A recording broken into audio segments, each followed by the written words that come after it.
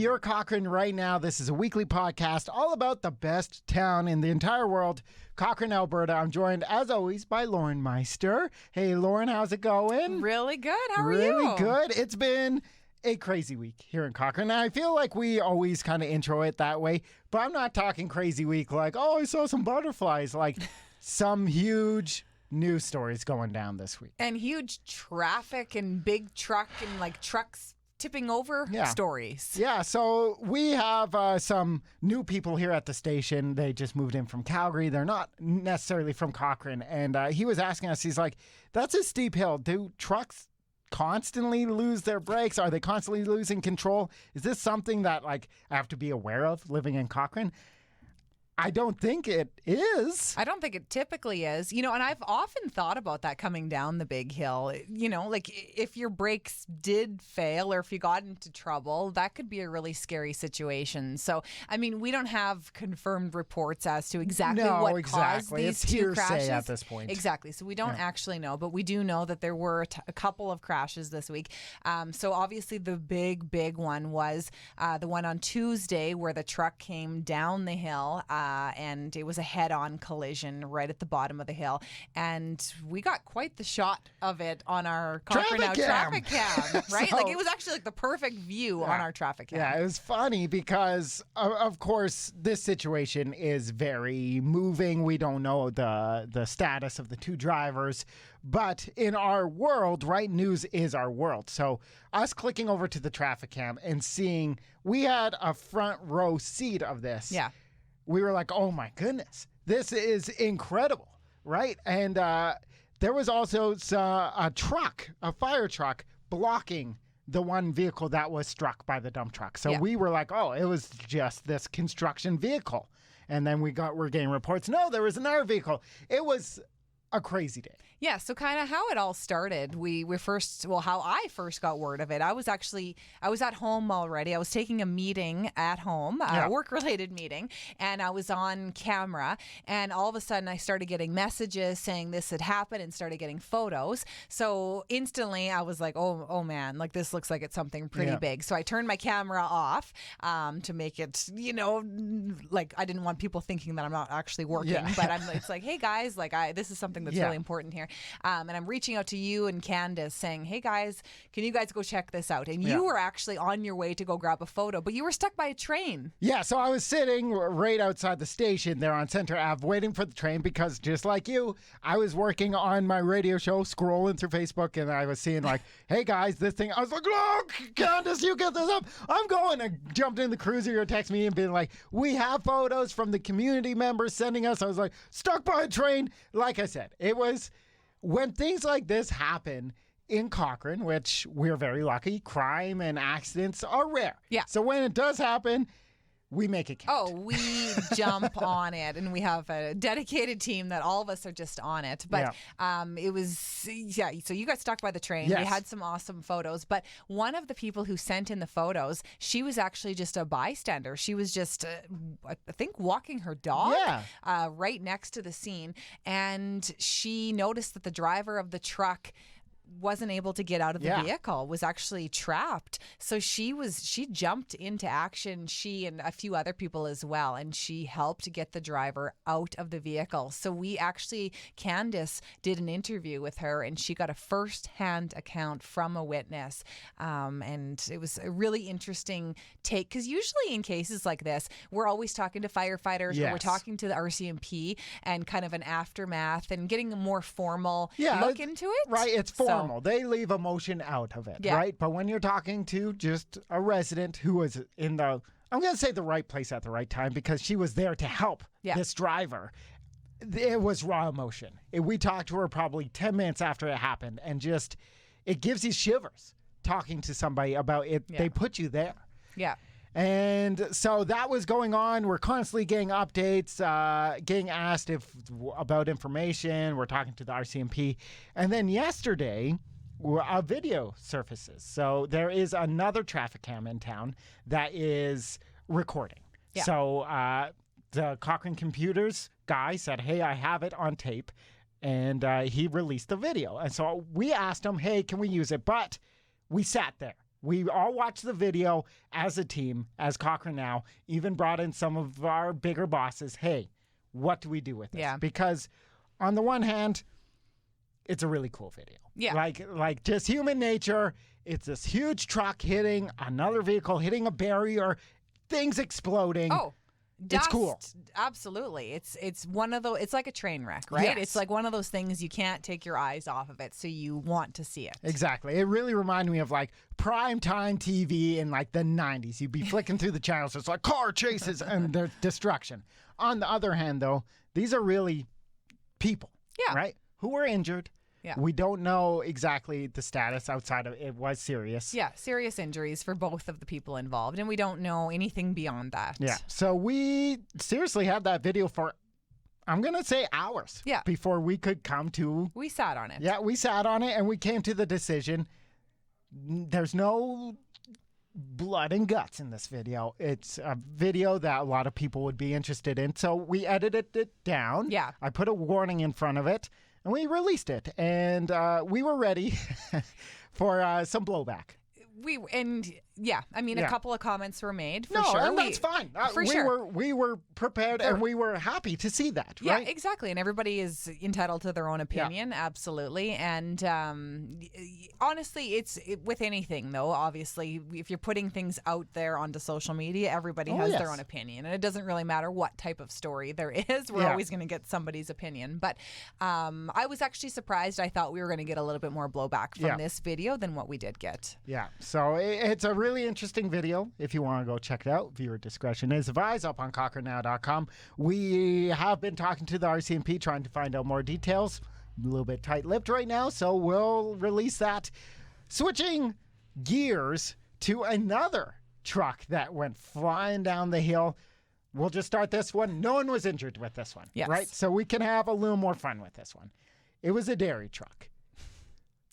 Okay, we got to back this one up a little bit because this was Friday, right before the long weekend. Yes. And there's a joke here at Cochrane now. Friday afternoons, something always happens. It's usually a fire of some sort. It's just we start our days on Friday going, okay, who's going to cover whatever pops up later today? It's like clockwork. Yes. There's always something that goes on, that goes wrong at the end of a Friday, right? Yeah. So you drew the short straw this Friday. I finished my shift. It was just after 6 o'clock. Finished my show and all that stuff, and talked to my wife on Bluetooth driving home past Center Ave, turned on to the 1A. We're talking, what should we have for dinner? I was like, there's police here. Oh, honey, I gotta go. There's a truck on the side. Okay, bye.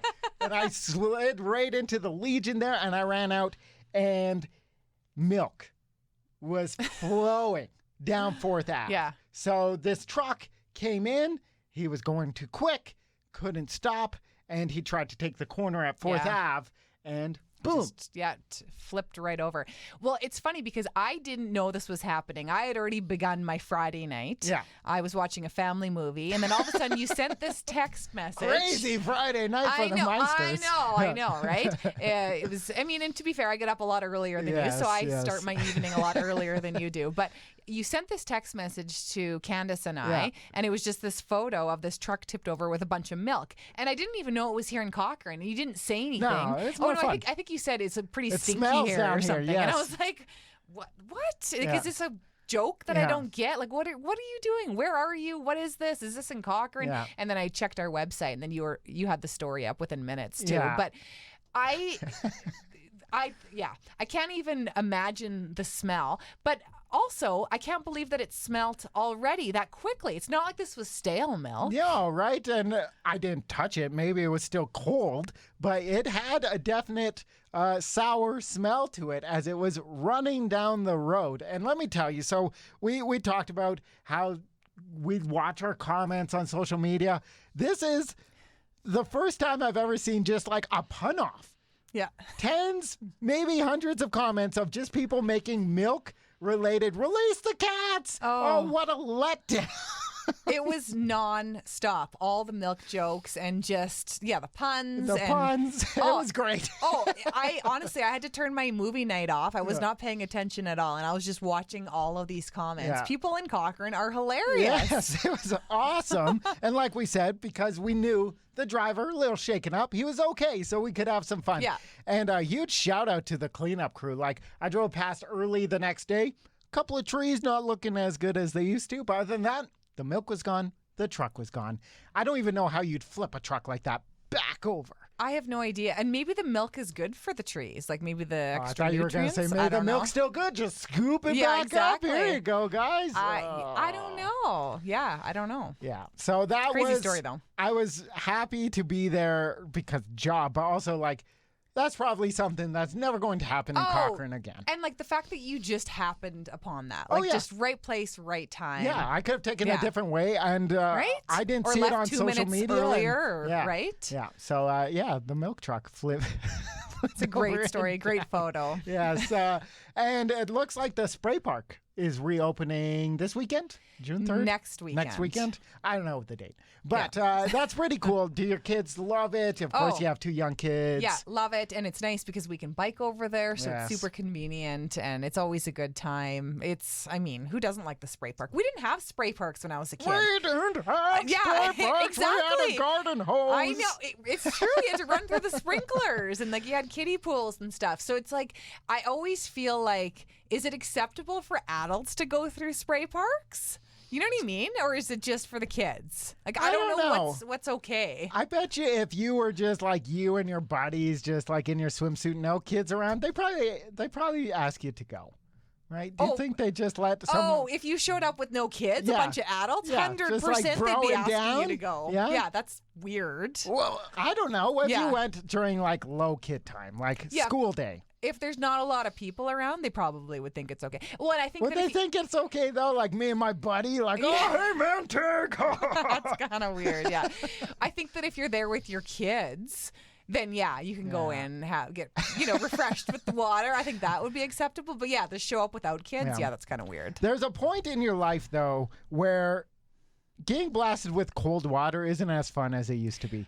Yes, right? But when it's like 35 degrees, like those really hot days, it's kind of refreshing. Yeah, it's super nice. But that opens up here soon, which is great. It's free yet again, which is awesome. And it's so nice just to be able to go for 20 minutes even with your kids and let them run around and get energy out and have a little all picnic and make a day out of it. Exactly. And I got to go down and see a very unique sport down at Spray Lake. That is Quidditch. So you are Harry Potter fan number 1. Oh, am I ever? Like you are not even close to a muggle. You know what? I don't even know what that is. You don't know what a muggle is? I watched, but you should be impressed though. For the longest time I held out and I never read the books. I never watched the movie. But this past winter, I watched 3/4 of the first movie. So I'm kind of familiar. 3/4? I fell asleep. I could not make it through the whole movie. I couldn't What's do it. What's it called? I don't know. The Philosopher's Stone. Is that the first one? Good job. Yes, I know. So anyway, there is the sport in Harry Potter is played on broomsticks, and you have different players. They throw balls through hoops, and they actually have a league here in Cochrane. It's rare as well. There's only leagues for younger kids. So leagues in Edmonton, Calgary, Red Deer, and Cochrane. So it's not rare for older kids, like for adults? Adults, they said pretty much every university has a league. No.